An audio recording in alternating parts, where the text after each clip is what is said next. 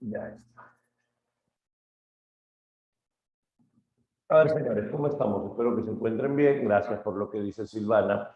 Les cuento un poco qué es lo que tenemos que trabajar.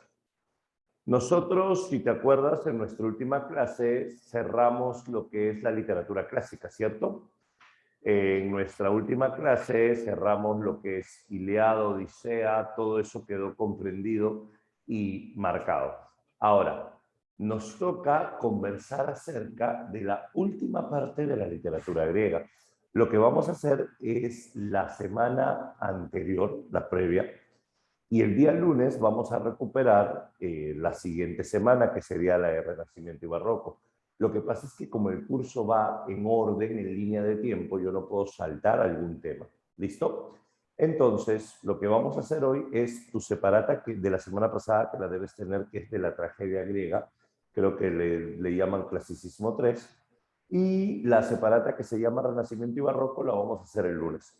Y además de Renacimiento y Barroco, vamos a aprovechar lunes para recuperar, Y la semana de Renacimiento y Barroco le vamos a añadir incluso un poquito de Dante, porque he visto que en el sílabo no ponen la Divina Comedia, pero en examen de admisión sí te viene.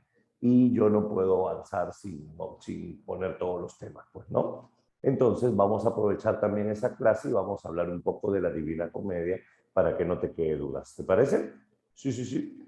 Te pido disculpas, obviamente, la semana pasada, a pesar de haber tenido clase virtual, no pude conectarme, estaba muy grave. Ya estoy de maravilla, ya estoy 100% recuperado. Así que igual vamos a recuperar nuestros temas, ¿ya? Sí, vamos a hacer primero tragedia griega. Comenzamos con tragedia griega para cerrar todo, porque todo va en orden. Todo va en orden. Gracias, Silvanita, lo máximo. A ver, te lo planteo de la siguiente forma. Atento. Nosotros tenemos que hablar ahora de Grecia, sí, pero esta Grecia que vamos a mencionar ahora corresponde a una época que se conoce como el periodo ático. Nosotros hemos estudiado el periodo jónico. El periodo jónico corresponde a lo que está saliendo en la cámara, por si acaso. Ya. A ver, ahora sí. Maleado, no. Ya, te decía, el periodo jónico corresponde a lo que es Homero y el periodo ático corresponde a lo que es Esquilo, Sófocles, sobre todo Sófocles para examen de admisión. ¿Listo? Míralo de la siguiente forma. Si hablamos nosotros del periodo ático, vamos a estudiar la tragedia. ¿Qué diferencia hay entre el periodo jónico y el periodo ático? Primero, en ese periodo ático, la forma de gobierno se va a llamar democracia. Ah, cambió todo. Nació la democracia. Segundo, en este periodo ático, la forma de expresión se va a llamar escritura. Si hablamos de la democracia y si hablamos de la escritura, aquí vamos a tener un arte humano. ¿Listo? ¿Qué más debo saber yo? En esta etapa griega vamos a tener sobre todo un momento que la historia va a recordar con el nombre de siglo de Pericles. Así le voy a llamar, el siglo de Pericles. ¿Qué tengo que saber sobre esto? Atento. Si hablamos nosotros acerca del siglo de Pericles, si hablamos nosotros acerca de Grecia, lo primero que voy a plantear es que estamos en el siglo V antes de Cristo. Y en este siglo de Pericles nace lo que se conoce como el género. ¿Cómo se le llamaba el género teatral? ¿Te acuerdas? El género teatral se denominaba género excelente, dramático. Claro, este es el apogeo cultural de Grecia. Género dramático. Cuando nace el género dramático, este género dramático va a nacer con dos expresiones. Vamos a verlas. Este género dramático en Grecia va a tener una expresión que no vamos a estudiar y una que sí vamos a estudiar. La que no vamos a estudiar se llama comedia. Esa no la vamos a estudiar. Y la que sí vamos a estudiar se llama tragedia. Ahí la tienes. Hablemos un poquito de la comedia, no, tragicomedia es otra cosa. Y esa la vamos a mencionar en la Edad Media. Si hablamos nosotros de la comedia, en Grecia la comedia es vulgar. En Grecia la comedia es de ataque. Por eso es que en Grecia se critica la comedia.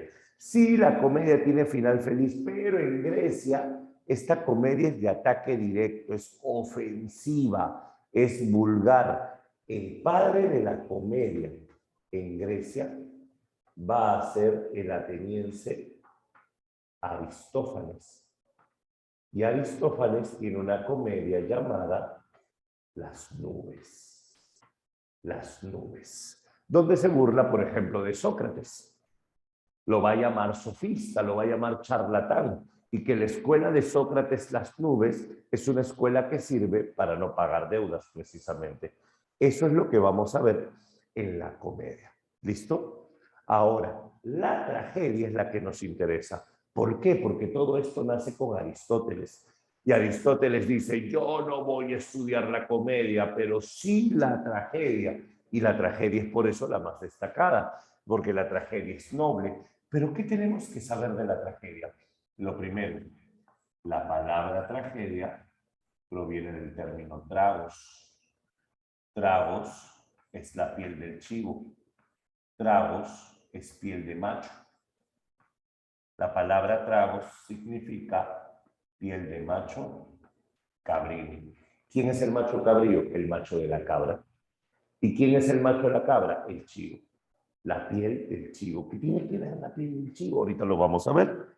Y segundo, la palabra tragedia proviene del término ode, que significa himno o canto.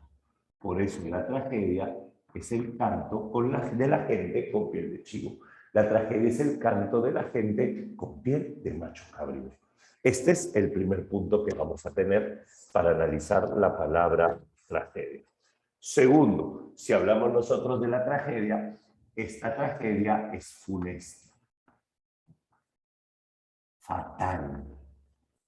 En la tragedia vamos a tener el concepto de fatalidad, el hombre contra su destino. Eso es la fatalidad, el hombre contra el destino. Y es en la tragedia donde vamos a tener una finalidad, un propósito. El propósito de la tragedia es hacer que tú sientas catarsis. ¿Qué es la catarsis?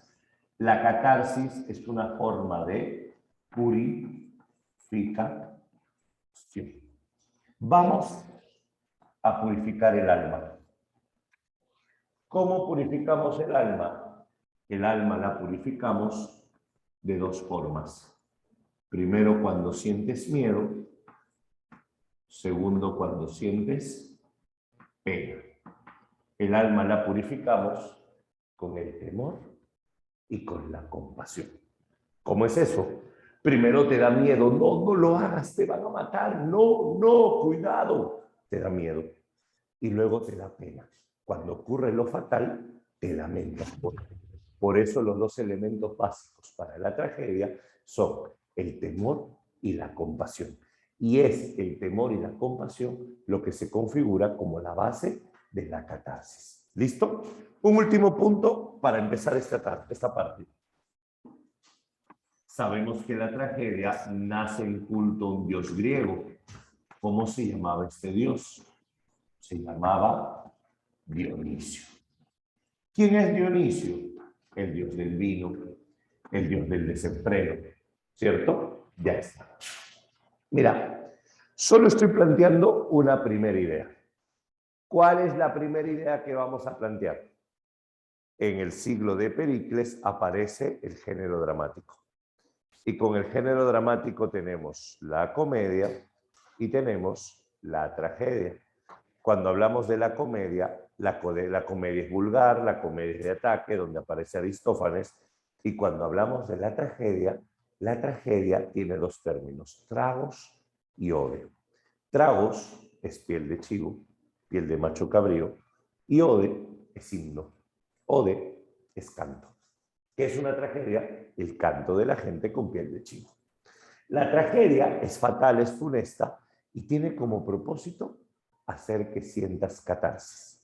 No, la palabra trago hoy en día tiene otro significado, trago, pero el término tragos alude a la piel del chivo. Pero en realidad la palabra tragos alude hoy en día al concepto de placer. ¿En qué sentido placer? Te lo explico de una manera sencilla. Si tú comes por necesidad, te alimentas. Si tú comes por gula, por placer, estás tragando. Si tú bebes por necesidad, te hidratas. Si tú bebes por placer, estás tomando un trago. El término trago alude pues a la concepción de placer. Tiene que ver con Dionisio. Tiene que ver con Dionisio. Que dice la película de Espartaco, hay muchos finales felices. Es comedia o tragedia. Ya, para empezar. El final feliz significa comedia. Nunca una tragedia tiene final feliz. Pero segundo, la película no está dentro de lo que vamos a catalogar como género dramático. ¿Ya está? Ahora, escúchame. Si hablamos nosotros de la tragedia, lo primero que yo tengo que saber es cuál es la evolución de la tragedia. Lo planteamos de la siguiente manera. Mira. ¿Cómo nace la tragedia? ¿Cuál es su historia y su evolución? Para hablar de la tragedia, tenemos que plantear un paso a paso. Lo primero que tengo que saber es cómo nace el mito a Dionisio. Luego del mito, vamos a recordar cuál es el rito del dios Dionisio. Luego del rito, vemos cómo van naciendo los precursores de la tragedia y todo termina cuando nacen los trágicos griegos. Podríamos decir que es una secuencia. La tragedia, por eso, va a ir evolucionando. Esta es la idea. La tragedia va a ir evolucionando. Ahí la tenemos. Ahora, todo comenzó con una historia y esto va a terminar con la aparición del teatro. La pregunta sería, ¿cómo es que un ritual en honor a Dionisio se convirtió en lo que hoy en día conocemos como teatro? Esa es la gran pregunta. ¿Qué tiene que ver el vino con el teatro? ¿Qué tiene que ver la piel del chivo con el teatro? Eso es lo que se tiene que plantear acá. Escucha, evolución de la tragedia. Primero, todo comienza con un mito. Si hablamos del mito, el mito es el mito de Dionisio. Yo tengo que recordar que Dionisio es hijo de Zeus. Zeus con una mortal, una mujer de Tebas llamada Semele. Zeus es amante de Semele. Zeus y Semele viven sus amoríos. Que dice en comedia, que dice antes de las nubes, Aristófanes. Aristófanes es el autor que hacía comedia. Te decía, Zeus y Semele van a vivir sus amoríos. Sí, justo voy a hablar de eso en ese momento. Y cuando Semele apenas tenía 2 meses de embarazo, se enteró, desciende a la tierra y era disfrazada de la nodriza, conversa con Semele. Y Semele le cuenta que tiene amoríos con el gran Zeus. Cuando Hera se entera de esto, se pone furiosa y Hera solo le dice a Semele, ¿y tú crees que Zeus te ama? Claro, él me ha dicho que me ama. Te ha dicho. Pero, ¿tú crees que es cierto? ¿Por qué mejor no le pones una prueba? ¿Una prueba? Sí. Dile a Zeus que se presente ante ti como lo hace ante su esposa. Si Zeus se presenta ante ti tal y como lo hace ante su esposa, entonces te ama. ¿Y cómo es eso? Tú nomás dile y desapareció. Y se quedó con la duda. Y cuando llega Zeus, ella se lo pregunta y le dice, quiero que hagas algo por mí. Quiero que te presentes ante mí como lo haces ante tu esposo. Zeus, que había prometido hacer lo que sea, simplemente le dice, no puedo. Pero tú diste tu palabra, que sea tu voluntad y no la mía, dice Zeus. Y en ese momento ella lo pidió. Zeus se presentó como lo hace ante su esposa. ¿Cómo es eso? Con rayos, truenos, relámpagos, al costado de una mortal llamada Semele. Cuando Zeus se expande como una enorme tormenta eléctrica al costado de la pobre Semele, obviamente ella queda carbonizada. Zeus, cuando vuelve a su imagen de mortal, la mira y no hay pulso, no hay latido, pero en el vientre sonaba. El niño seguía con vida.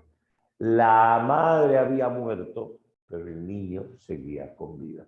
Y entonces en ese momento Zeus pide que lo saquen. Viene el dios Hermes. Hermes abre a la madre, saca al niño, pero apenas es pequeño. Necesita un vientre. Vientre, ¿de dónde sacamos un vientre? Y en medio de esta angustia es que Zeus piensa y dice, ya sé, mételo en mi pierna. ¿Cómo? Mételo en mi pierna. Y el niño sería puesto en la pierna de Zeus. Zeus llevaría los meses de embarazo restante a Dionisio en su pierna. Y es así que cuando se cumplieron los meses, le cortaron la pierna y sacaron al niño. Y Zeus, cuando lo miró, le dijo, tú te llamarás Dionisio, porque has nacido 2 veces, del vientre de Semele y de la pierna de Zeus. Entonces, este niño nace acá. Su nombre, Dionisio. Y como dijimos, Dionisio o Dionisos es el nacido 2 veces. Ya está. El problema está en que Dionisio no podía quedarse en la tierra, perdón, en el Olimpo, porque se iba a enojar. Y entonces Zeus toma una decisión. Lo manda Dionisio a la tierra y pide que lo disfracen de macho cabrío. Pide que lo disfracen de chivito. Y a Dionisio le colocaron una piel de chivo encima y creció como un animal en el monte. Un momento, entonces ahí está la relación con la piel de chivo, claro. Y entonces Dionisio creció como un animalito y cuando esté grande si quiere volver, que vuelva. Y Dionisio fue creciendo y no quiso volver. Dionisio descubrió su poder. No solo es el vino, sino son los efectos del vino. La perversión, la perdición, las orgías, todo ello tiene que ver con Dionisio. Y entonces Dionisio, entre sus seguidores, Dionisio tenía a los sátiros. Los sátiros son mitad hombre y mitad chivo. Tienen patas de cabra, tienen cachitos, pero lo curioso del sátiro es que el sátiro es el símbolo de la desproporción. Este ser, que también se conoce como fauno, mitad hombre, mitad chivo, en realidad en la mitología griega son representados con genitales enormes que arrastran al caminar. Son los símbolos de la desproporción, son los que representan el abuso, son los que representan la violación. Estos se esconden en los bosques esperando a que aparezcan las doncellas para abusar de ellas. Los sátiros son los que abusan de las vírgenes en los bosques. Y estos sátiros están de la mano aquí con las bacantes. ¿Cuál es la diferencia? Las bacantes son las mujeres con fuerza descomunal. Las bacantes preparan el vino, las bacantes y los sátiros cantan. Ambos tienen encuentros sexuales masivos, orgías. Y al final de todo, casi siempre, las mujeres, las bacantes, asesinan a los sátiros. Es decir, al final del encuentro, las mujeres asesinan a los varones. Ese es otro rasgo característico de esta época. Y es así como se da el culto a Dionisio. Pero quiero que notes algunos detalles. Primero, de acá nace la piel de chivo, de acá nace lo del vino, de acá nace lo de la sangre, la muerte, porque el ritual a Dionisio era sangriento. Eso es el mito. Pero luego nace el rito. ¿Cuál es la diferencia? Aún no entiendo el poder de Dionisio. El poder de Dionisio es embriagarte y hacer que goces la vida loca. Ese es el poder de Dionisio. No es que nunca se maree. El poder de Dionisio es que hace que lo olvides todo, que tengas relaciones sexuales con quien quieras y que a la mañana siguiente lo hayas olvidado todo, siempre y cuando despiertes con vida, porque casi todos los varones son asesinados por las mujeres. Ese es el ritual a Dionisio. Sangre, sexo, vino y muerte. Si te das cuenta, Dionisio es un dios distinto. A ver qué pasó, están hablando niño rata. Yo no leo niño rata, perdónenme. Dionisio es un dios distinto. ¿Por qué? Porque Dionisio no es un dios de clase alta. Dionisio no es un dios de palacio. ¿Quién es Dionisio? Dionisio es el dios del pueblo. Dionisio es el dios de la gente humilde. ¿Te das cuenta? Si Dionisio fue rechazado, si Dionisio fue marginado, si Dionisio fue humillado, entonces Dionisio es el dios de los rechazados, el dios de los humillados, el dios de los marginados. ¿Se entiende la idea? Ese es Dionisio. Por eso es que los pobres le rinden culto a Dionisio. Y para olvidar su pobreza y su dolor, Dionisio les da sus fiestas. Esas fiestas se van a llamar ditirambo. El ritual a Dionisio se llama ditirambo, no olvides el nombre. ¿Qué es el ditirambo? Ojo, en el ditirambo no hay dioses de verdad, son hombres imitando las ceremonias. En el ditirambo lo que vamos a tener es al varón. El varón se va a disfrazar de sátiro, no es un sátiro de verdad. Y la mujer se va a disfrazar de bacante, no es una bacante de verdad. Las mujeres preparan el vino y entonces acá lo que vamos a tener es un coro. ¿Cómo nace el ditirambo? Un conjunto de varones, un conjunto de mujeres, todos juntos cantan, todos juntos ríen y todos juntos, al final, después de embriagarse, van a tener orgías entre ellos. Así era el ritual. La forma de rezarle a Dionisio es obviamente con el desbande. Y al final de todo, casi siempre las mujeres atacan a los varones. Entonces, a la mañana siguiente despiertas y no te acuerdas de nada. Pero te enteras después que te has metido con quien no debías, o te enteras que simplemente has matado a alguien, en el caso de las mujeres, o despiertas y te falta un brazo, te falta una pierna. Obviamente no lo notaste. Pequeño detalle, ¿no? Eso es el ditirambo. El ditirambo era esta clase de fiestas. ¿Estamos bien? Ahora, si te das cuenta, todavía no es teatro. Apenas es un coro. Apenas es un coro. Esto solo ocurre en el pueblo, nada más. Pero luego, dice, ya, vale. Ahora, luego es aquí que aparecen los precursores. ¿Qué pasa? Esta fiesta de perdición y desbande va a llegar a la ciudad. Y esta fiesta de perdición y desbande va a cambiar. Esto de acá es en el campo. Ahora, acá aparecen dos hombres. Se llamaron Arión y Tespis. ¿Qué hicieron Arión y Tespis? Arión y Tespis decidieron llevar el ditirambo a la ciudad. Y cuando el ditirambo llega a la ciudad, hay un problema, pues. Hay que domesticarlo.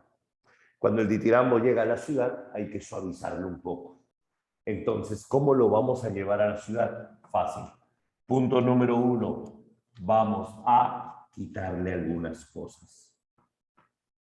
Sin vino. ¿Cómo? Si vamos a hacer un ditirambo en la ciudad, ustedes no beban, pero no beban. Ah, les quitaron el vino. Segundo, sin sexo. No, pues sí. Sin sexo. Esas cosas las haces en tu casa. Acá no. Ni bebes, ni tienes orgías. Entonces, ¿para qué vinimos? Siguiente. Sin muertes. No, pues. Sí, prohibido matar. Prohibido matar. Entonces, ¿qué queda? Nada. Ya le quitaste el vino, le quitaste el sexo, le quitaste la muerte, le quitaste todo. Y es más, ¿qué dice? Para todos, o sea, el ditirambo. A ver, ¿cómo te explico? A ellos los vas a llevar a la ciudad para que hagan un ditirambo. Pero les vas a decir, acá en la ciudad, no mates a nadie, no bebas y no te revuelques con nadie. Simple y sencillo. Entonces, les quitaron todo. ¿Y cómo hacemos? Más fácil. ¿Sabes qué hacemos? ¿Cómo quitamos el sexo, quitamos el vino, quitamos la muerte y nos ahorramos muchos problemas? Ya sé, sin mujeres. Si quitas a las mujeres de esta fiesta, te ahorraste todo el problema. Entonces, prohibieron a las mujeres. ¿Y qué cosa era el ditirambo? El ditirambo, que era una fiesta divertida, se convirtió en un grupo de varones que cantaban juntos. Nada más. Un coro de varones. Eso es el ditirambo. Y de este grupo de varones sacamos a uno. Y este de acá va a ser el director del coro. Este de acá se va a llamar corifeo. ¿Qué es el corifeo? El corifeo es el solista, el director del coro que dialoga con los integrantes. Y eso es casi el teatro. Mira, tenemos un hombre aparte en un escenario y tenemos un coro. Y este hombre va contando una historia. Traducción, ya casi van a hacer el teatro. Dime qué necesitamos para que nazca el teatro. En escena, uno solo basta. Dime, ¿cuántos actores necesitas para una escena de amor? Mínimo 2. ¿Cuántos actores necesitas para una batalla? Mínimo 2. Entonces, si tú quieres que nazca el teatro, mínimo ¿cuántos tienes que poner acá? 2. El que coloque 2, fundó el teatro. El que coloque 2 va a ser el origen del teatro. ¿Quién colocó los 2? Eso está allá, en la última etapa. ¿Y cómo se llama la última etapa? La etapa de los trágicos. Y en esta etapa de los trágicos vamos a tener nosotros aquí, en esta última etapa, vamos a tener a Esquilo. ¿Qué hizo Esquilo? Te cuento. Esquilo se va a caracterizar porque Esquilo es el padre de la tragedia. ¿Qué hizo Esquilo? Te colocó 2 actores en escena. Así, 2 actores en escena. Y con Esquilo vamos a tener una obra de teatro llamada La Oresteada u Orestíada, cualquiera de las dos. Este Esquilo inicia el teatro formalmente. Luego viene Sófocles. Sófocles va a ser considerado el mejor trágico griego. Si Esquilo te coloca 2, Sófocles te coloca 3. 3 actores en escena. Y con Sófocles tenemos Edipo, rey. Y el tercero se va a llamar Eurípides. Y Eurípides es el más trágico de los trágicos. Y con Eurípides tienes obras como Medea. Eurípides no cambió los actores, 3 nada más. No, con Lorestiada no se inicia, con Esquilo se inicia. En realidad, una de las primeras obras sería Las Suplicantes y luego Los Persas. Pero Lorestiada es la obra más conocida de Esquilo, por eso la coloco. ¿Listo? Ahora, de todo esto, ¿qué te pide San Marcos? Edipo Rey, nada más. Es lo único que viene en San Marcos. ¿Listo? Pero acá tú tienes esto, porque esto siempre lo preguntan en la pre. La historia de la tragedia es fundamental para tu examen. Todo nace con un mito. Este mito se convierte en un ritual llamado ditirambo. Cuando el ditirambo llega a la ciudad, les quitaste todo lo que tenía y entonces nace formalmente el teatro. Otro punto que tengo que conocer yo acá, que todo esto nace con diversas reglas. ¿Quién plantea estas reglas? Todas las reglas del teatro son planteadas por Aristóteles. Si hablamos nosotros acerca de Aristóteles, dijimos que él tiene un texto llamado Poética, en donde plantea precisamente las reglas del teatro. Y en Poética, Aristóteles va a plantear primero las 3 unidades. ¿Cómo es esto? Las obras de teatro, sí, preceptivas son reglas. Claro, las obras de teatro cumplen con 3 unidades. Unidad de tiempo, unidad de lugar y unidad de acción. Unidad de tiempo, la obra dura tan solo un día. No vale decir y pasaron los años, no vale decir y pasaron los meses. Unidad de lugar, la obra tiene un escenario, no vale cambiar de escenografía. Y unidad de acción, la obra muestra tan solo un hecho. No vale salirse del tema. Esos son las 3 unidades. Ahora, en esta época también la preceptiva dice que está prohibido. La pregunta es, ¿qué está prohibido? Primero, las muertes en escena. Las muertes en escena están prohibidas. Si vas a matar a alguien, mátalo fuera del escenario. Donde Edipo se arranca los ojos, fuera de escena. Donde Yocasta se ahorca con sus cabellos, fuera de escena. Todo hecho sangriento ocurre fuera de escena.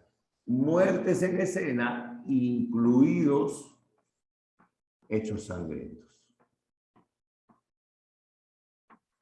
Ahora, aquí no solo es esto, también está prohibido las mujeres en la representación.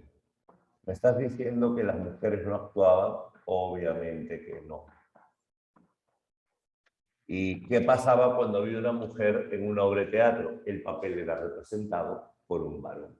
Los varones actuaban de mujeres. Esto es en cuanto a preceptiva. Por último, recuerda que la finalidad de la tragedia es la catarsis, y la catarsis se expresa con el temor y compasión. Así nace este panorama. Ahora, es aquí donde la catarsis trágica es lo que más se anhela dentro de la literatura. Porque dijimos que la catarsis es purificación del alma y esta solo se logra con el temor y se logra con la compasión. Y es con esto que tenemos toda la base teórica. Aquí tú tienes toda la teoría básica de la tragedia. Nos faltaría, ¿qué cosa? Hablar sobre la tragedia como un espacio, un escenario, y hablar acerca de los trágicos, especialmente Sófocles. Dime, hasta acá, ¿está claro? ¿Tienes alguna duda? Cuéntame.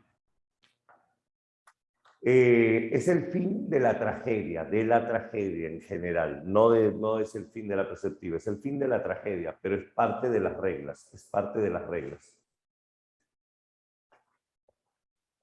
¿Todo claro entonces? Ah, ya. Catarsis, ya, no te preocupes. Imagina que estás en tu casa encerrado, encerrada en este momento. Miras por la ventana y ves el perro más adorable del planeta. El gato más dulce y tierno. Y de pronto ves que viene a toda velocidad un auto y el conductor está distraído. Lo primero que haces es mirar por la ventana y gritar, Señor, no, frene, frene. Te da miedo. Perrito, corre, corre. Te da miedo, temor. Luego, ante tus ojos, el auto le pasa por encima al perro. Sí, le pasa por encima. Y te impacta tanto que lloras de la pena, lloras del dolor, temor y compasión. Eso es la tragedia. Te da miedo y luego de lo ocurrido te da pena. ¿Listo? ¿Está fácil ahora sí? Perfecto, mejor, mejor, mejor. Ya está. Ahora sí, listo, vamos a tomar un pantallazo para hacer la segunda parte. ¿Toma foto?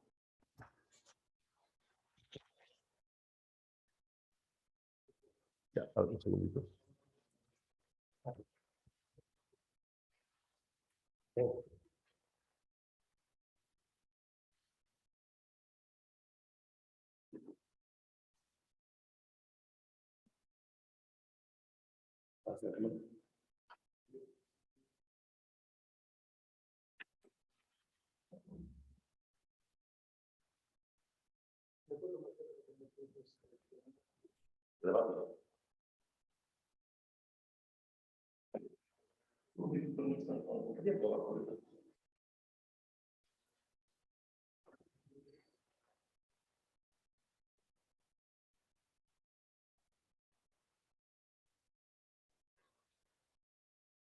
Si hablamos nosotros acerca del teatro griego,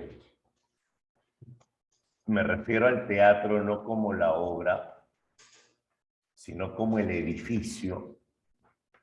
Acá hay algunas palabras que también suelen venir en examen de admisión. ¿Cuáles son estas palabras? Vamos a ver. Mira,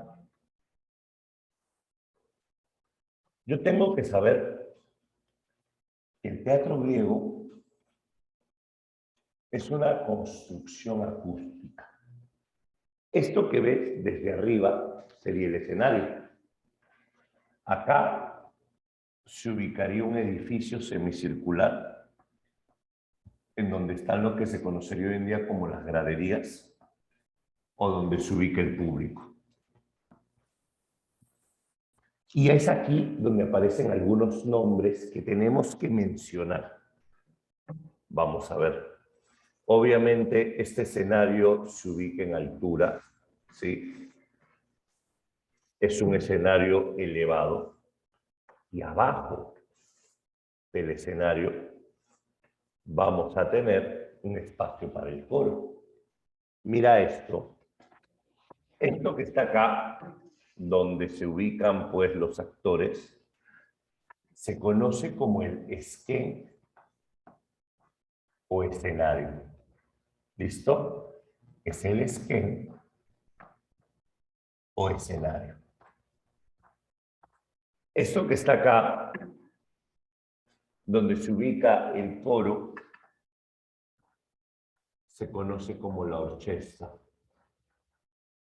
también llamada orquesta. Y esta parte que está acá es la parte destinada para el público. Ya está, ya lo ubicas allí como tramo. Ahora, en el escenario, acá hay una pequeña salida Esta parte es el altar al dios Dionisio. Siempre había un altar al dios Dionisio. ¿Quiénes están acá? Por ejemplo, no, el Coliseo Romano no puede ser. ¿Por qué?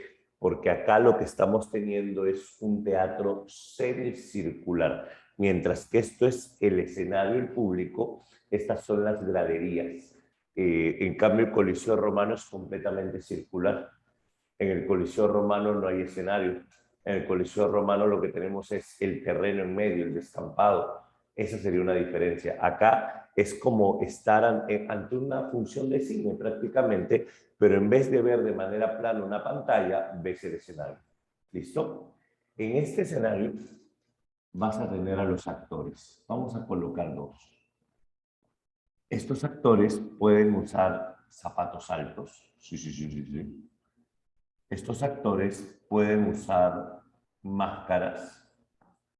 Estos actores pueden usar cornetillas, ya te voy a explicar qué es eso. Tienen zapatos elevados, como en este caso, zapatos elevados. Acá hay otro personaje que tiene su nombre y que tengo que aprenderlo. Y acá está todo el coro. Obviamente, todos aquí son varones, todos. ¿Listo? Por motivos culturales, la mujer se excluye de las representaciones teatrales. Y aquí vamos a tener otro hombrecito que vamos a explicarlo en breve. A ver, términos que tengo que aprender para mi examen de admisión. Comenzamos. Estos señores, estos señores, él y él, son actores. ¿Qué característica tiene el actor? El actor usa máscara. ¿Y por qué el actor usa máscara? Porque el actor, cuando sube al escenario, se convierte en otro. Y a eso se le llama metamorfosis dionisiaca. ¿Qué es la metamorfosis dionisiaca? Cuando el actor sube al escenario, se convierte en el personaje que va a representar. A eso se le llama metamorfosis dionisiaca. Ahora, acá hay algunos elementos que debemos recordar. Este actor va a utilizar, aparte de las máscaras, que por cierto, las máscaras tienen que ver con si el personaje es bueno o malo, la cara feliz y la cara triste. Acá vamos a tener los coturnos. ¿Qué son coturnos? Son los zapatos o sandalias de plataforma. Estas sandalias pueden medir medio metro o pueden medir 1 metro, son como zancos. ¿Para qué sirve? Para distinguir a los dioses de los personajes. Estas sandalias con zancos prácticamente establecen jerarquía. ¿Qué significa? Obviamente un esclavo no puede ser más alto que Zeus. A través de estos zapatos se destaca el personaje divino. Otro, tenemos la cornetilla. ¿Qué es la cornetilla? La cornetilla es como un embudo invertido que hace que el sonido aparezca más fuerte. La cornetilla tiene que ver con un efecto acústico, hacer que la obra se escuche. Recuerda que en esta época no hay, obviamente, no hay micrófonos, no hay un sistema de audio, y tu voz tiene que escucharse en un teatro para 5.000 personas. ¿Ya está? Eso es en cuanto a los actores. Ahora, para tu examen, 3 nombres tienes que manejar. ¿Quién es este que está en el escenario? ¿Quién es este que canta en el coro? ¿Y quién es este que está atrás solo? Comenzamos. El que esté en el escenario se va a llamar corifeo. Así. Corifeo. El que está en el coro se va a llamar coreuta. Y el que está aquí abajo, atrás de todo, se llama coreo. La Pre San Marcos te pide que diferencien los tres conceptos, así que vamos a repasarlos. El primer concepto, corifeo. El corifeo es el director del coro. El corifeo es un solista que da origen al primer actor.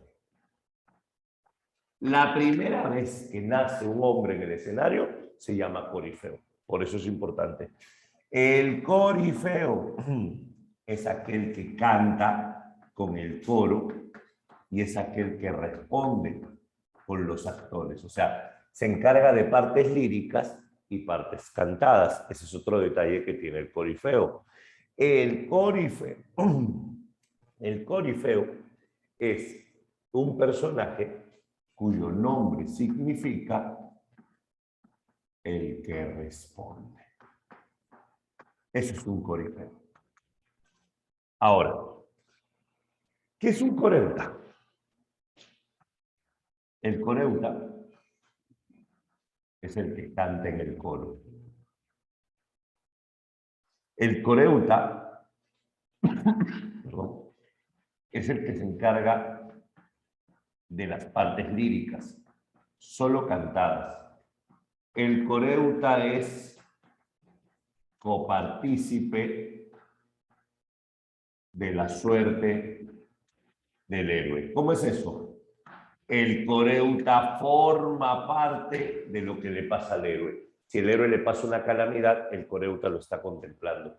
El coreuta vio cómo Edipo cayó en ruina. El coreuta es el que mira todo. Es el primer espectador, por decirlo así. ¿Y qué es un corega?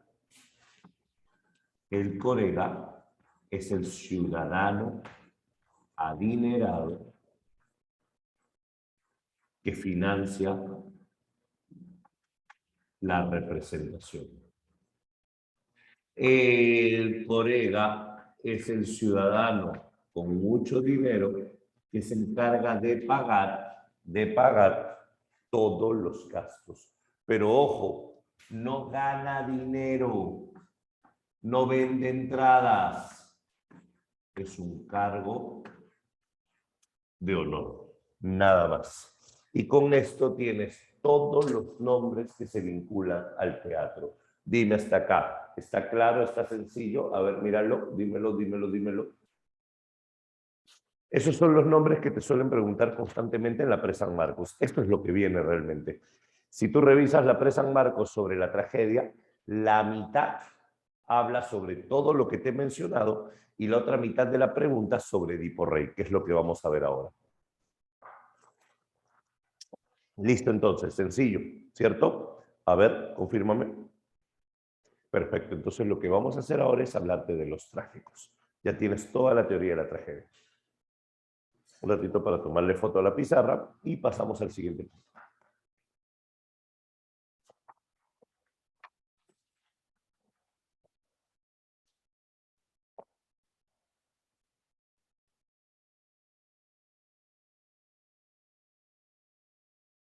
Ya está. Ahora sí, señores, vamos a pasar entonces a la parte que tiene que ver con los trágicos griegos. La tragedia griega va a destacar con Esquilo y con Sófocles. Sin embargo, Esquilo y Sófocles se van a caracterizar porque uno es el que inicia, el otro es el padre, pero en el caso de San Marcos, lo que nos viene es Sófocles, solo Sófocles.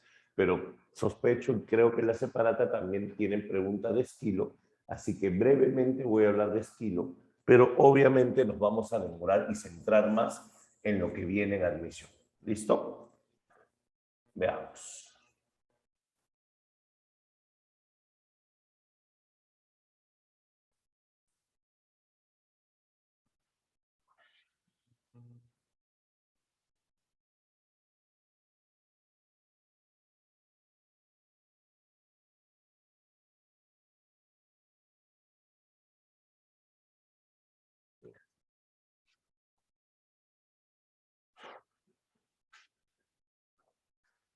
A ver, mira.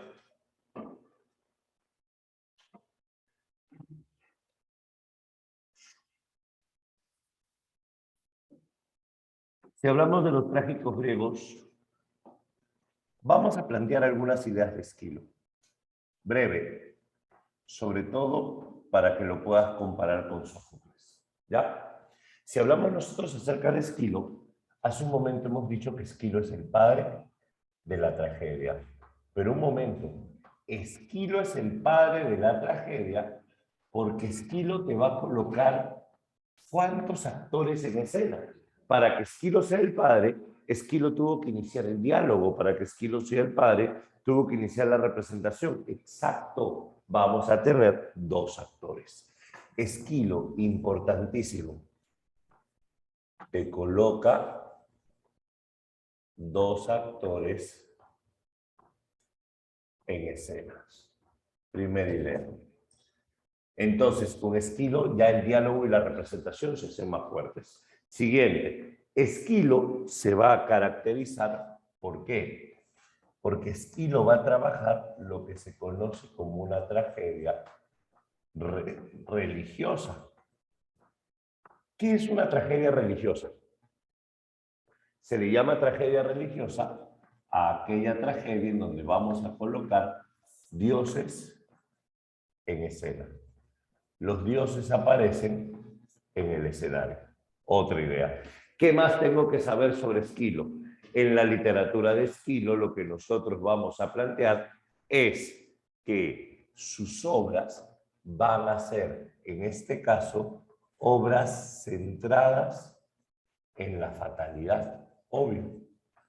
Pero la fatalidad va de la mano ¿con qué?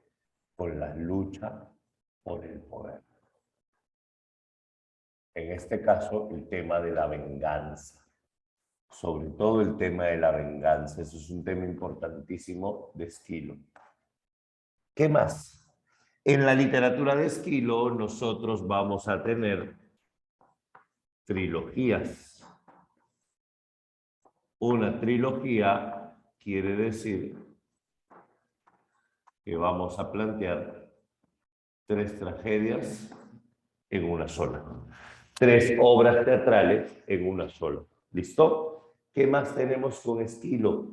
Esquilo va a trabajar un teatro en donde lo que vamos a tener nosotros va a ser un respeto por los mitos, es decir, un teatro tradicional, un teatro no muy radical. Esa es otra novedad que tiene la literatura de Esquilo. Entonces, este Esquilo va a iniciar formalmente el teatro, te va a colocar dioses en el escenario, te va a mostrar la lucha por el poder, la venganza y sobre todo va a trabajar trilogías. El teatro de Esquilo va a ser un teatro en donde se implementen tres cosas. Primero, en el teatro de Esquilo se va a implementar los coturnos. Ya te dije que eran los zapatos de planta alta. Las cornetillas, ya te dije que con esto se escuchaba más fuerte. Y en este caso, con Esquilo se van a implementar las máscaras. Ahí tienes, pues, una idea de lo que es el teatro de Esquilo. Ahora, dentro de la literatura de Esquilo están los persas. Los persas es la obra con la cual Esquilo lo llamaron el poeta nacional. Los persas es la obra con la cual Esquilo va a ser recordado por las guerras médicas. Acá te cuenta cómo rey Darío le cuenta a su viuda, porque el rey Darío estaba muerto, le cuenta a su viuda cómo Jerjes perdió contra Atenas. Aquí vamos a tener los 7 contra Tebas. En esta obra vamos a tener la historia de los hijos de Edipo. Tú sabes que los autores griegos no inventan, tú sabes que los autores griegos recopilan. En esta obra te voy a contar la historia de los hijos de Edipo y cómo se mataron el uno al otro, los 7 contra Tebas. Tienes acá, por ejemplo, las suplicantes. pero la única trilogía completa que nos interesa en este momento se denomina la Orestiada u Orestiada. Eso es lo básico hasta acá. Ahí tienes tu idea de Esquilo. Estoy siendo breve con Esquilo porque, repito, en el prospecto formalmente no está. Si hablamos nosotros acerca de Esquilo, lo vamos a analizar así para poder compararlo con lo que viene. Antes de hablar de la Orestiada, antes, mucho antes, recuerda. A ver, ¿qué tengo que recordar? Había un rey. El rey se llamaba Agamenón. Y Agamenón estaba casado con Clitemnestra. Agamenón y Clitemnestra eran padres de Orestes, eran padres de Electra y eran padres de Ifigenia. Para que Agamenón pudiera ir a la guerra de Troya, para que la diosa Artemisa deje que Agamenón vaya a la guerra de Troya, Artemisa le va a poner una prueba. Artemisa le va a decir que quiere sacrificio, pero sacrificio humano, y no cualquier Orestes. Ah, una rayita se movió acá. Y no cualquier sacrificio humano. Tenía que matar a Agamenón, a su propia hija, a Ifigenia. Agamenón va a estar en una encrucijada. ¿Qué es más importante? ¿Ser papá o ser rey? Y Agamenón dijo, traigan a mi hija. Agamenón sube con la hija al monte Tauride. Y cuando Agamenón la pone en el altar a Artemisa, en ese momento Agamenón mira a la esposa, mira a los soldados le dan la espalda y Agamenón con dolor y con rabia asesina a su hija. Cuando Agamenón asesina a su hija, Agamenón se marcha a la guerra. La mamá no sabe exactamente qué pasó con Ifigenia, nadie se lo dijo, solo que era un accidente. Ifigenia. Y entonces, en ese momento, Agamenón se marchó. Cuando Agamenón se marchó, Clitemnestra no lo sabía, hasta que Clitemnestra conoce a Egisto. Egisto era primo de Agamenón, que odiaba a la familia de Agamenón porque el papá de Agamenón le había matado a sus hermanitos y se los había dado de comer a él y a su papá. Y entonces Egisto quería venganza. Y Egisto aprovecha que Agamenón no está y seduce a Clitemnestra. Egisto prácticamente se vuelve amante de Clitemnestra. Y entonces Egisto le dice, tu marido mató a tu hija, mata a tu marido. Por 13 años, mata a tu marido, mortal. Por 13 años, mata a tu marido, lo tenía, hasta que Agamenón vuelve. Agamenón volvió porque acaba de ganar la guerra de Troya. Y cuando Agamenón vuelve con un trofeo. Su trofeo se llama Casandra. Casandra es hija del rey Príamo. Casandra es hermana de Paris. Casandra es hermana de Héctor. Y esta Casandra tiene una maldición. Acuérdate que el dios Apolo se enamora de Casandra y Apolo le pide su mano en matrimonio. Casandra, que estaba muy niña, le dijo todavía no es momento. Apolo le dio el poder de la adivinación para convencerla. Casandra ve el futuro y es Casandra la que le dice, obviamente, a Apolo que no tienen un futuro. Y entonces Apolo no puede quitarle el poder, el don, pero Apolo le da una maldición. La maldición de Casandra es que Casandra adivina, pero nadie le cree. Simple y sencillo. Casandra adivina, pero nadie le cree. Y entonces, en medio de este conflicto, en medio de esta trama, en medio de este problema, ¿qué sucede? Agamenón llega a casa con Casandra. Y Casandra le dice, tu mujer nos va a matar, pero Agamenón no le cree. Y cuando Agamenón llega, la esposa lo esperaba. Aquí comienza la obra. Es una trilogía. La primera parte se llama Agamenón. La segunda parte se llama Las Coéforas. Y la tercera parte se llama Las Euménides. Entonces, mira, Agamenón es el rey de Troya. Las coéforas, sí es primo. Las coéforas son las mujeres que hacen los funerales de los héroes. En este caso, Agamenón. Y las Euménides son, en este caso, las diosas de la justicia. Vamos con calma. Agamenón acaba de regresar. Agamenón acaba de regresar donde está su esposa Clitemnestra, quien se enteró que ya llega el marido. Agamenón no llega solo, llega con Casandra. Y en este caso, Clitemnestra llega con, o lo encuentra con Egisto. Acuérdate que Clitemnestra fue muy astuta. Clitemnestra le colocó a Agamenón una alfombra morada. Y Agamenón simplemente dijo, mujer, saca eso. ¿Pero por qué? Si tú has vencido a Príamo, así le dice, si tú has vencido a Príamo, deberías celebrar. ¿Por qué te vas a prohibir? ¿O es que acaso no has extrañado a tu familia? Y Agamenón, con tremenda manipulación, tuvo que pisar la alfombra. Cuando Agamenón pisa la alfombra era morada. Las alfombras moradas solo las pueden pisar los dioses. Agamenón pisó la alfombra, por lo cual está ofendiendo a los dioses. Y por eso es que los dioses no van a vengar su muerte. Y entonces Agamenón se queda desamparado. Cuando Agamenón ingresa, le dice, allá afuera está Casandra, es mi nueva amante.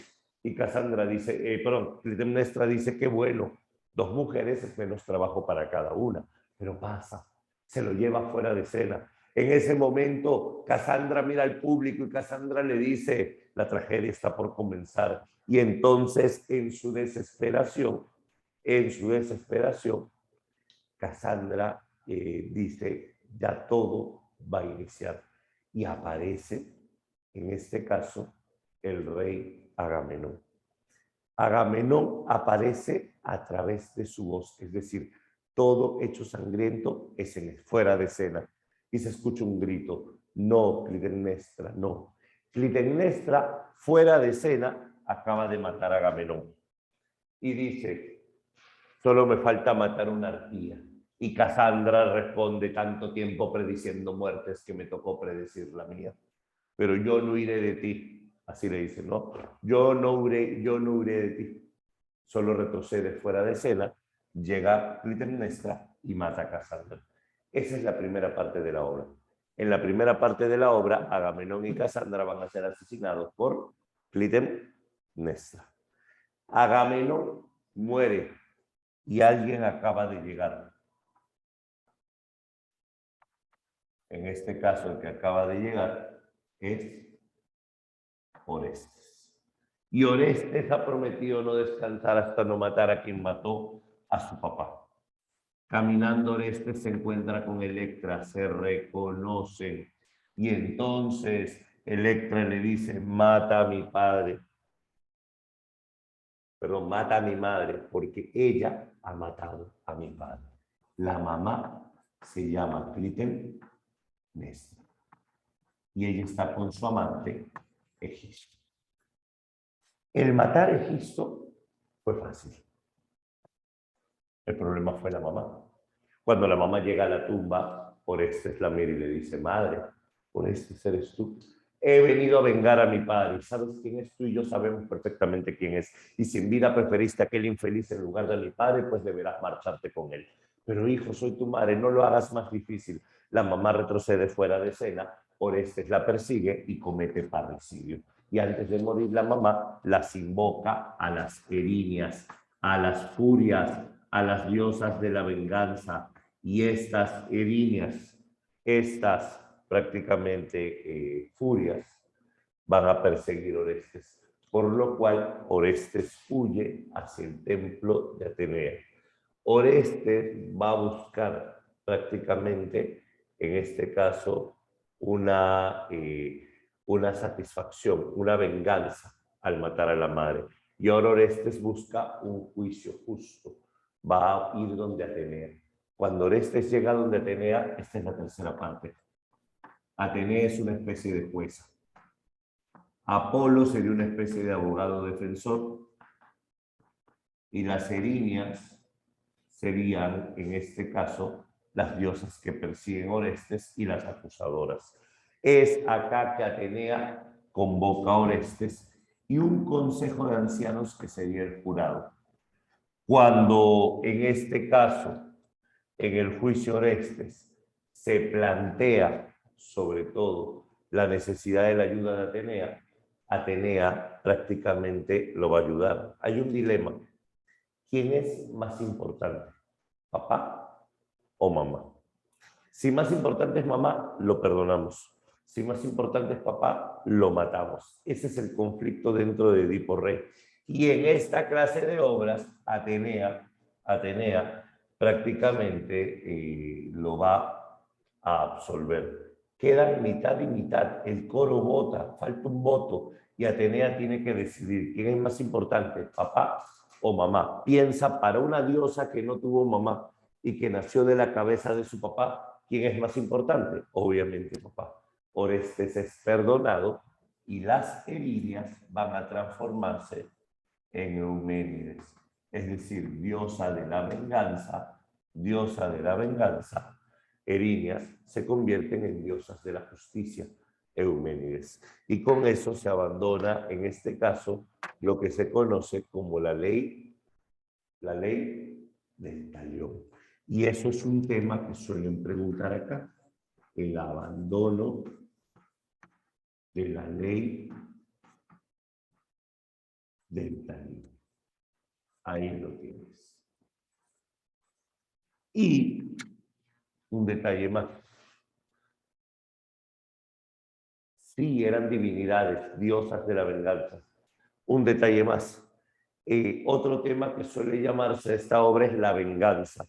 Y a veces te lo ponen de manera poética. La sangre que limpia, la sangre derramada. ¿Correcto? Es decir, matar para seguir haciendo venganza. Y es esto lo que tengo que recordar de Esquilo. Dime, ¿hasta acá está fácil o no está fácil? Ya estamos en la recta final. Cuéntame, ¿alguna duda de Esquilo? Es lo básico, que te va a servir de contexto nada más. Perfecto. Entonces solo nos faltaría Sófocles. ¿Listo? Abajo de Erinias dice furias. Sí, son Erinias o furias. ¿Y por qué? Porque su nombre son Erinias o son furias. Ese es su nombre, ese es su nombre. ¿Listo? Son la diosa de la venganza, pues. Ya está. Perfecto. Ya con eso solo nos falta hablar de Edipo Rey y tenemos toda la edad antigua cerrada.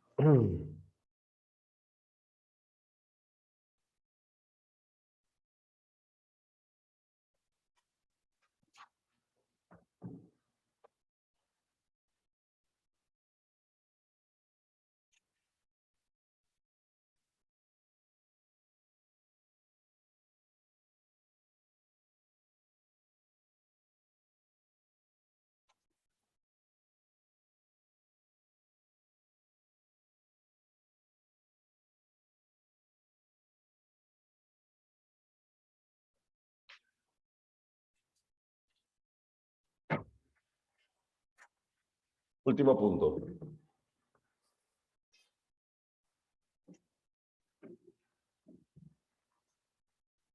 El último punto lo representa Sófocles. Mira, si hablamos acerca de Sófocles, sí, abandono la ley del talión, es decir, dejar ojo por ojo, diente por diente, por la democracia. Ese es el abandono de la ley del talión. Ya está. Si hablamos de Sófocles, rapidísimo. Sófocles es el mejor trágico griego, así le vas a llamar. Con Sófocles vamos a tener 3 actores en escena. Con Sófocles vamos a tener acá ausencia de dioses. En las obras de Sófocles no vas a ver dioses en el escenario. Entonces, en la literatura de Sófocles vamos a tener una tragedia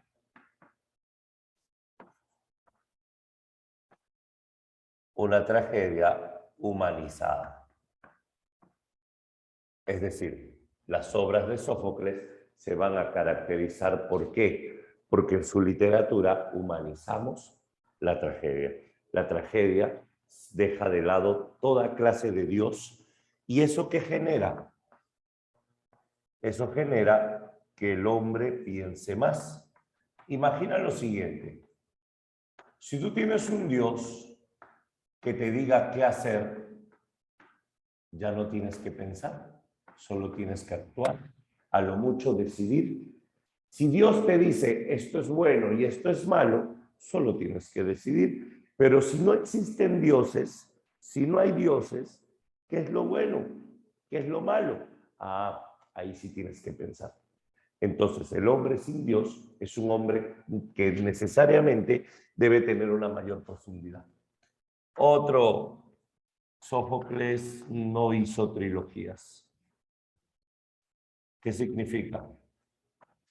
No hay 3 tragedias en una sola. Lo que tenemos son obras aisladas. Lo que tenemos son dramas aislados. No hay 3 tragedias en una sola. ¿Qué más? Con Sófocles exaltó el destino. Y es acá, en esta etapa, donde Sófocles va a destacar, sobre todo con Edipo Rey. Un detalle más. Sófocles implementó la escenografía. Entre las obras de Sófocles, Edipo Rey, Edipo en Colona, obra donde prácticamente Edipo en Colona, donde muere Edipo, Antígona, la hija de Edipo, entre otras más. Ahora, si hablamos nosotros acerca de Sófocles, trilogías. Una trilogía es cuando representas 3 tragedias en una sola. Sí, Edipo en Colona es donde muere Edipo. Es otra obra en donde te va a contar que Edipo muere en la ciudad de Colona, a las afueras de Atenas. ¿Listo? Ya está. Ahora sí, mira, si hablamos de Sófocles, antes de hablar de Edipo Rey, solo brevemente recuerda el mito de Edipo. Si recordamos el mito de Edipo, con eso sale todo esto. Acuérdate que había un rey. El rey se llamaba Layo. Layo estaba con Yocasta. Layo y Yocasta no sabrían de esto hasta que se cumple la profecía. ¿Qué profecía? Layo, de joven, cometió pues una barbaridad. Layo, de joven, se escapó con otro hombre. Otra versión dice que se lo robó y abusó de él. La cuestión es que Layo tiene un pasado con Crisipo. Y Crisipo era hijo de Pélope, el hombre más sangriento de Grecia. Y cuando Pélope se enteró que su hijo se había fugado con otro hombre, Pélope lo mandó despedazar al hijo. Y a Layo, en vez de matarlo, le dio una maldición. Así como tú arruinaste mi linaje, yo te condeno a que arruines el tuyo. Yo te condeno a que tengas un hijo que mate al papá y se case con la mamá. Obviamente, Layo se propuso nunca tener hijos. El problema es que Yocasta sí deseaba. Y al final, con el tiempo, Yocasta resultó embarazada. Y cuando Yocasta resulta embarazada, Layo dice, ese niño será nuestra perdición. Tenemos que hacer algo. Yocasta no le quiere creer. El hermano de Yocasta se llamaba Creonte. Creonte fue al oráculo y Creonte averiguó, el niño sí será maligno. Había que hacer algo. Y entonces, en ese momento, Layo lo cargó al niño de los pies y se lo dio a un pastor. Este pastor se llevó al niño. Este pastor iba a matar al niño. Este pastor precisamente iba a asesinar al niño en el bosque, le atravesó los pies con alambre al niño, le atravesó los pies, lo colgó de cabeza y cuando estaba a punto de matarlo, aparece otro hombre, el mensajero de otro reino, suplicándole que no lo mate, que apenas es un bebé. Pero mi amo, mira tus manos, están con sangre, dile a tu amo que ya lo mataste. Y entonces le mintieron a Layo que lo había matado. El pastor dijo que lo mató, pero en realidad se lo regaló al mensajero. Y cuando el niño pasa a manos del mensajero, este le consigue papás. Su padre adoptivo sería Pólibo, su madre adoptiva sería Mérope. Pólibo y Mérope era, en este caso, una pareja mayor que no había podido tener hijos. Y entonces ellos adoptan al niño y le ponen por nombre Edipo. Edipo significa, en este caso, el de los pies hinchados, el de los pies chuecos. ¿No ves que le atravesaron los pies? Camina con los pies hacia adentro. Y este Edipo fue creciendo y cuando un borracho un día le llamó recogido, Edipo tenía dudas y entonces, como tenía dudas, Edipo se fue al oráculo. Y el oráculo le dijo, tú matarás a tu papá y te casarás con tu mamá. Y Edipo decide huir. En el momento en que Edipo está huyendo, va a llegar a la Fócida, donde se da el cruce de tres caminos. Tres caminos se entrecruzan en el camino y es allí donde Edipo casi es atropellado por una carreta. En su desesperación, Edipo asesina al conductor de la carreta. Y un hombre que estaba escondido en ella le logra ver la cara, pero Edipo no lo ve. Este hombre era él. Un momento.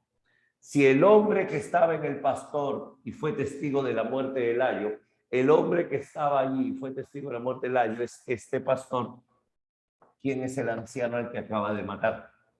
Layo. Edipo mató a Layo sin saber. Y de todos los caminos que pudo tomar, tomó el que lo lleva a Tebas. Y cuando llega a Tebas, hay una, en este caso, esfinge. La esfinge es una peste. La esfinge es un ser que te hace un acertijo. Si tú no contestas, te devora. Y si contesta, ella muere. Y entonces la esfinge le dice cuál es el animal que en la mañana camina de 4 patas, al mediodía de 2 y en la noche de 3. Y Edipo la piensa por un momento. Y Edipo le dice, el hombre. De bebé 4 patas va creciendo 2 y de la noche de su vida de anciano de 3. Edipo venció la esfinge. Y en este caso, cuando Edipo venció la esfinge, todo el pueblo salió para aplaudirle, todo el pueblo salió para mostrarle su cariño y le dijeron, ¿cómo te llamas? Soy el príncipe Edipo de Corinto. Es un príncipe, dice. Y entonces se acuerdan que la reina está viuda y prácticamente el pueblo le insiste para que Edipo se case con, en este caso, Yocasta. Edipo mató a su papá, Layo. Edipo se casó con su mamá, Yocasta. Solo hay un pequeño detalle que no está cerrado. Dime cuál es. Obviamente el detalle consiste en que, en este caso, Layo, Yocasta, correcto, los reyes, en este caso Pólibo, Mérope, los reyes, nadie se salva del destino. Todos son víctimas del destino. Y en este caso, Edipo, en ese preciso momento, va a demostrar que no solo es pues un personaje fuerte, sino también sabio. Por eso es que Edipo es querido prácticamente por el pueblo. Ahora, este es el mito. ¿De qué trata la tragedia? Cuando Edipo se entera. ¿Y en qué momento se entera? Eso no es el mito de Edipo. Eso es Edipo Rey. Hay una enorme diferencia. Te hago una pregunta. ¿Cuántos días dura Edipo Rey? ¿Cuántos días dura Edipo? Un día nada más. O sea, toda la vida de Edipo es larga, sí, pero solo un día nos interesa. La obra se ambienta en Tebas. En la obra, Edipo ya está casado con Yocasta. Y en esta obra, Edipo y Yocasta van a tener 4 hijos. Polinices, Eteocles, Antígona e Ismena. Y es acá que el pueblo aparece. El pueblo tiene un problema. El pueblo está viviendo la peste de infertilidad. Y cuando Edipo se entera esto de la peste de infertilidad, Edipo los ve llegar y ellos dijeron: Señor Edipo, tú que en otro tiempo nos salvaste de la esfinge, libéranos ahora de este mal. Yo no soy ajeno a tu dolor, querido pueblo, así que te voy a ayudar. Y dice Edipo: quiero en este momento que sepas que mandé a Creonte, mi cuñado, a averiguar el motivo de la peste. Y ahí viene Creonte: dinos, ¿por qué es la peste? La peste es porque el asesino de Layo vive entre nosotros. Y Edipo dice: yo no estuve cuando mataron a Layo, pero prometo que voy a ayudar a resolver el crimen. Yo voy a encontrar al asesino, pero dígame, pueblo, si el asesino está aquí, por favor avísenos. Levante la mano, no lo voy a votar. No, quizá lo voy a votar, pero le voy a dar indemnización. Pero la muerte no será su fin. Y todo el mundo estaba allí, pero nadie directamente contestaba. Y entonces, en ese momento, Edipo se enoja. Maldito sea el que mató a Layo. Maldito sea tus hijos. Y los hijos de tus hijos. ¿Está hablando de quién? Del mismo, como te diría en lenguaje popular, está escupiendo al cielo, ¿cierto? Y maldito sea todo el que lo quiera, y todo el pueblo lo ama, todo el pueblo lo ama. Es la maldición completa. Edipo entonces espera y llega el adivino ciego. Y el adivino ciego llega y dice: siento una presencia extraña. Edipo lo saluda: ahora lo veo todo claro, pero ¿tú qué ves si eres ciego? Yo sin ojos veo mejor que tú con 2. Además, al final del día veremos quién está realmente en las sombras. Edipo se sorprende de las palabras y le dice: vamos, dime, ¿quién de estos mató a Layo? Y Tiresias se ríe: eres ciego. El asesino de Layo vive en el palacio. No me digas, está cerca de mí, tengo que hacer algo. Y le dice: el asesino está muy cerca y yo no quiero ser quien te lo diga. Por favor, permite que me vaya. No, habla. Y Edipo se enoja tanto que lo mueve mucho, en este caso a Tiresias, y Tiresias dice: pues ya que me has ofendido, te responderé, solo porque yo no te debo devoción a ti, sino al dios Apolo. El asesino que buscas eres tú. Y Edipo lo echa, no le quiere creer. Edipo se niega a creer eso, hasta que llega el mensajero de Corinto. Y el mensajero de Corinto trae otra noticia: el rey Pólibo, el papá adoptivo de Edipo, acaba de morir y el pueblo lo aclama como rey. Y Edipo dice: no, yo no volveré a Tebas. No, ahí está mi madre, tengo miedo a la profecía. Pero señor, usted fue adoptado. Usted en realidad no es hijo de Dios. Y entonces Edipo le dice: ¿y tú qué sabes? Y el mensajero: usted era un niño que iba a ser asesinado y yo le salvé la vida. Y la cara de Yocasta: ¿de dónde era el niño? ¿De dónde? ¿De dónde? Ah, de aquí pues, de Tebas. Cuando Edipo escucha eso, no entiende. Yocasta ya lo entendió todo, Yocasta ya lo comprendió todo. Yocasta le pide a Edipo que entre, pero Edipo no quiere. Yocasta entra, se escucha el grito: Layo, Layo, Layo. Cuando Edipo entra a la habitación de Yocasta, esta se había ahorcado con sus propios cabellos. Edipo contempla a Yocasta, esto es fuera de escena. No merezco ver lo que vi, no merezco tocar lo que toqué, profané el vientre de mi madre con 4 hijos. Coge los pendientes y dice, si con los ojos vi mal la realidad, pues ahora sin ellos entenderé mejor. Y se arranca los ojos. En el momento en que Edipo sale ensangrentado, gritaba, Creonte, bótame lejos, Creonte. Yo, le dice, soy la maldición de este pueblo. Bótame lejos para cargar con su dolor y con sus culpas. Y la obra prácticamente aquí va a terminar con esta idea. Escucha, Edipo se convierte en un chivo expiatorio. ¿Qué es lo que está diciendo Edipo? Bótame, que yo voy a cargar con las culpas del pueblo. Pero no te lamentes por mí, si no hay sino quien sea yo para cargar esas culpas. Otro tema que viene en preguntas de Eco. Dignidad trágica. Pero, en este caso, quien revela todo es este pastor, pues el mismo que le dice, tú mataste a tu padre y te casaste con tu madre. Entonces acá la revelación es gradual, es decir, Edipo se entera paso a paso. Primero, Creonte dice, el asesino tiene que ser encontrado porque vive acá. Luego Tiresias le dice, tú eres el asesino, no le quiere creer.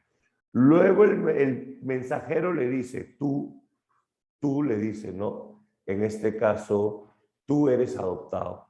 Y luego el pastor, tú mataste a tu papá porque él fue el testigo de la muerte y te casaste con tu mamá. Acá, cuando pasa eso, viene la limitación humana para controlar el destino. Edipo no puede controlar su destino.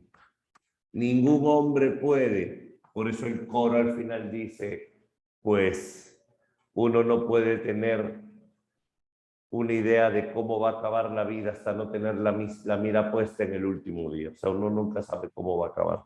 Eso es lo que dice Edipo. Luego, Edipo, al decir, dígnense a tocar a un hombre miserable. ¿Con qué cara he de ver a mi padre en la otra vida? ¿Con qué cara he de ver a mi madre en el otro mundo? Entonces, en este caso, todo esto se convierte en la batalla.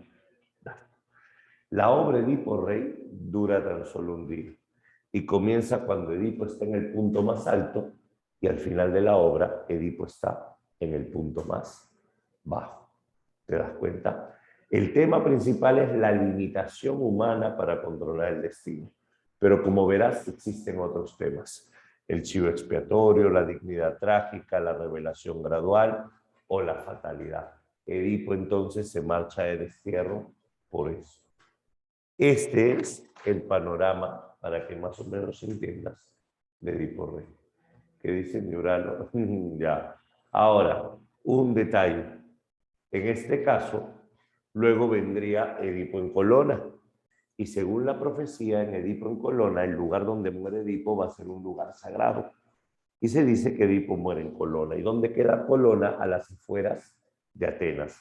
Se dice que Atenas es un lugar sagrado, Atenas es un lugar importante. ¿Por qué? Fácil. Atenas es un lugar importante porque Edipo murió allí. Esa es la idea. Edipo murió allí. Y con esto tenemos el panorama. Dime, ¿alguna pregunta? Háblame para leer las claves. Ya, dignidad trágica, te lo planteo de la siguiente manera. Dignidad trágica tiene que ver con qué? Con que tú sabes que has caído desde el punto más alto, tú sabes que has caído en lo más bajo, entre comillas, pero a pesar de ello, tú dices que aceptas tu culpa, tú dices que aceptas tu dolor, Por eso dice, no hay sino quien sea yo para aceptar ese dolor. En otras palabras, Edipo lo que plantea prácticamente es un no se lamenten por mí, es un no te preocupes. Edipo acepta su destino. Después de que ocurrió, pero acepta su destino. A eso se le llama dignidad trágica. ¿Listo? A ver, permíteme sacar la separata. Aquí está. Yo te recomendaría que si quieres leer la obra lo hagas después de ingresar y no antes de postular. Porque tú sabes que si te pones a leer todos los libros, lo que te demora en leer un libro es lo que puedes aprender todo un curso para examen de admisión. Costo-beneficio. Te vienen 18 cursos. No te centres solo en uno, dosifica tu tiempo para todos. ¿Sí? Vamos, aparte que lo que te preguntan nunca es detalle, es más análisis, deco. Estas son las claves de preguntas de Edipo Rey. Vamos a ver qué nos dicen las preguntas. La separata que dice clasicismo 3. A ver, 1. Ajá, ya pues. Si te dice que esta es la tragedia modelo, si te dicen que esta es prácticamente la tragedia perfecta, Aristóteles considera esta la tragedia perfecta y el tema es el destino, es Edipo Rey, ¿cierto? Ya.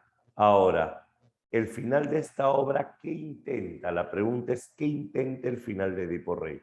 ¿Explicar los dioses dejan al hombre a su libre albedrío? No, libre albedrío es hacer lo que tú quieras. ¿Mostrar que los dioses son caprichosos y capaces de humillar al ser humano? No. ¿Comprender las decisiones de Zeus y su asamblea? No. Para empezar, no hay dioses. Si te habla de dioses, ninguna es la clave. Explicar que el hombre lucha aun cuando es infructuosa. Ajá. ¿Qué significa? Que el hombre lucha aunque vaya a perder. Aunque vaya a perder. Entonces la clave sería la letra D. Pregunta 1, letra D. Pregunta número 2. ¿El origen y asuntos de la tragedia griega está relacionado con Dionisio, el ditirambo, las fiestas, las orgías? A ver qué cosa encuentras. El origen de la tragedia, rituales paganos y cristianos, no. Culto a los dioses, pero con el tiempo no se mantuvo dioses. La mitología y sus desenlaces deja muchas lecciones. La comedia en honor a Baco, ya ninguna es la clave. A ver, vamos a buscarle respuesta. La A, botas cristianos. Jamás podrías poner la palabra cristiano en el siglo V antes de Cristo. Me parece que para quien hizo la pregunta la clave es la B. La C, no. ¿Por qué no puede ser? Porque si bien es cierto, dice, el origen y asuntos de la tragedia está relacionado con, está hablando del inicio.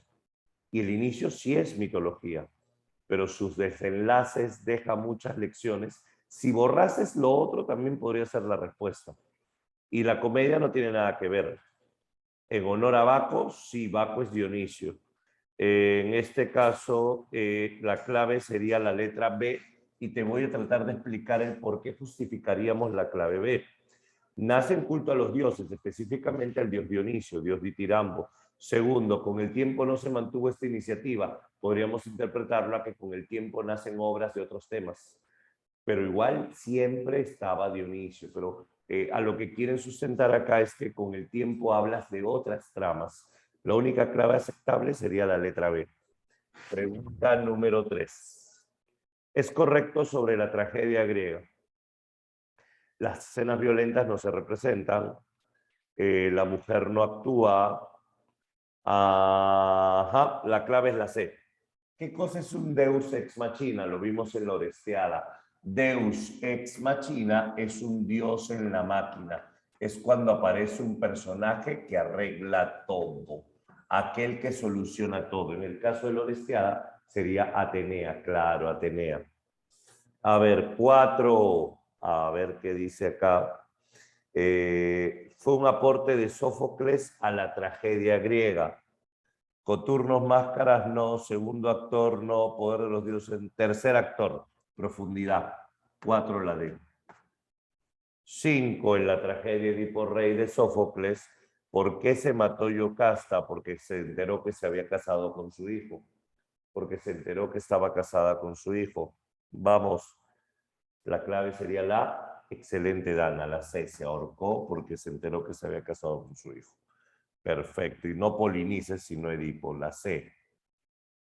En un concepto correcto sobre tragedia griega, vamos a ver, ¿tuvo orígenes religiosos en honor al dios del mar? No.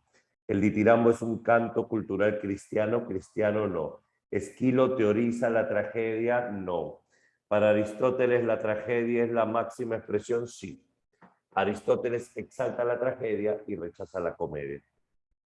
7. Edipo mata a su padre y tiene hijos con su madre, así se da el cumplimiento al oráculo. Él nació en Tebas y fue criado en Corinto. La profecía sí va a dar cumplimiento en, aunque Edipo creyó que sería en. La tragedia ocurrió en Tebas, pero él creía que la tragedia iba a ocurrir en Corinto. Es decir, sus verdaderos padres eran de Tebas, los adoptivos son de Corinto. La clave es la letra A. 8. Lo incorrecto sobre la tragedia. Incorrecto. Canto de los machos cabríos es correcto. Surgió el ditirambo. Ya, la clave la B. Apolo no, es Dionisio. A partir del corifeo aparece el primer actor, sí, el otro también está bien. 9. Marca la alternativa y completa el siguiente enunciado. Los integrantes del coro son coreutas. Coreutas eran copartícipes de la suerte del héroe. Mira, ve. No puede ser la D porque dice espectador. Entonces, ¿el héroe quién es? El actor. B. B. Siguiente, 10. Según Aristóteles, la catarsis o purificación era el objetivo de la tragedia y se relograba a través de busca, temor y compasión, sinónimos, miedo y pena. Algo por allí, busca, busca, busca, busca, ¿qué es la catarsis? Escenificación, no, estrofas. Ya salió, pues, terror, bueno. No es lo mismo temor que terror, pero es la única clave posible. Ahora, si esa R la vuelves M, están las palabras de Aristóteles. Temor y compasión. 11. Marca la alternativa y completa el siguiente enunciado. Sófocles cultivó la obra individual. Sin embargo, su gran aporte a la tragedia fue la profundización de personajes, la complejidad. Ya que está. Profundizar la personalidad de sus personajes. Muy bien. 12. Del fragmento, ¿qué acción se desprende?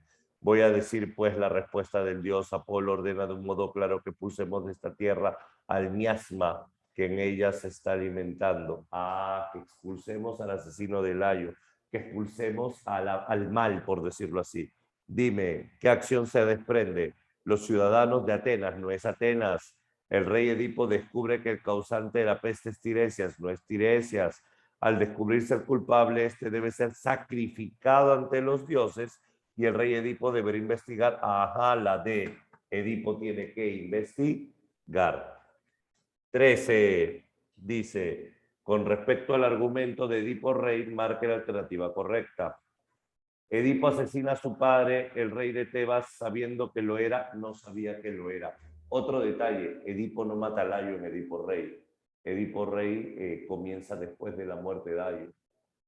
Los dioses con la ayuda de Apolo alejan a Edipo de Tebas, no. Edipo al conocer la terrible verdad se arranca los ojos.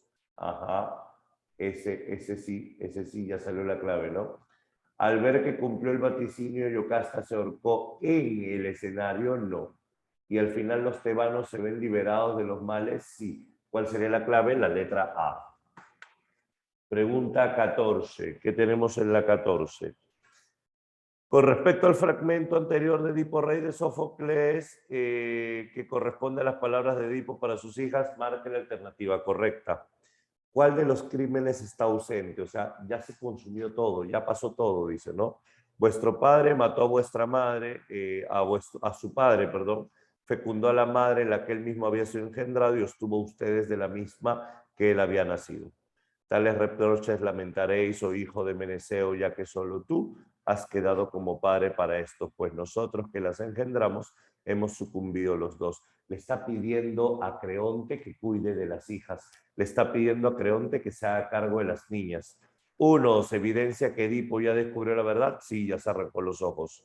Dos, el crimen ausente alude al asesinato de Yocasta. Nadie va a asesinar a Yocasta. Entonces, si eliminas la 2, te queda la 1, sería la C o la D. ¿Muestra la caída de Edipo? Sí. ¿Y Edipo ruega para que el destino termine en él? Sí. La clave sería la D. Edipo quiere que el destino termine en él, por eso le dice protege a las tuyas, protege a las tuyas. 1, 3 y 4. 15. Con respecto a Edipo Rey, completen. Esta tragedia, la ceguera, ajá, la ceguera representa sabiduría, porque al quedar ciego adquieres visión interior. ¿Cuál sería la respuesta? Busca algo por allí. Ajá, sabiduría, conocimiento interior, la B. Y con eso tienes toda la separata. Con esto estamos cerrando todo lo que es edad antigua y ya la próxima semana, según el avance, nos toca Renacimiento y Barroco, pero vamos a incorporarle también un poco de Divina Comedia porque no podemos saltarnos temas importantes del prospecto. ¿Listo? Y eso ya lo vamos a hacer el día lunes por la mañana. ¿Ya? Ok, señores, creo que están listos para un quizzes. Si no, ya está.